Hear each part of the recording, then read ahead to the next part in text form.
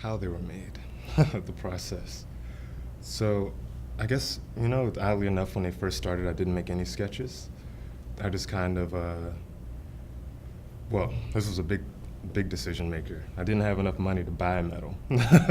So that's why they all ended up being scrap metal, because that's free. And it's widely available in the metal shop. And I kind of noticed through a lot of my work coming into the semester that it was a lot of assemblage and things like that. And I figured, oh, why don't I try it out? And luckily I used the stick welder a lot, which is perfect for welding different kinds of metals together, like iron, steel, and all this technical stuff. And so it all kind of started there. And then the first day in Metal Fab, I just kind of like started welding scrap metal together. Didn't know really what I was building. And then I guess the second week I decided, okay, I need to start on this and let me make a leg. And then I made a leg, and then I took like a week off because I was too afraid to do anything else because it's my first time making figure sculpture. I don't know what to do. So it was like every single part of the every single section of the body like was a separate time that I did them. Started off with the legs and moved to the torso when I got confident enough to do that, and then the arms, head, and everything else.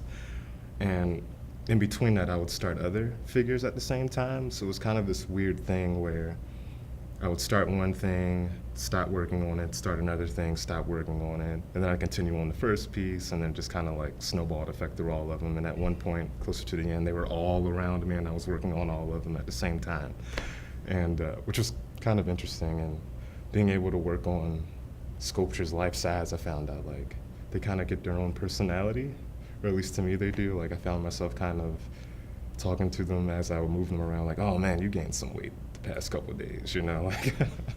And so yeah, I think a lot of, I guess this ties into my drawings, like they're very gestural. Like I like to get the mark down. Like if I'm thinking about a drawing too much, I walk away from it and go do something else. Like I like the immediacy, kind of like calligraphy. You just get the mark down, you do it. It's like the body's in the mark, the gesture's in the mark.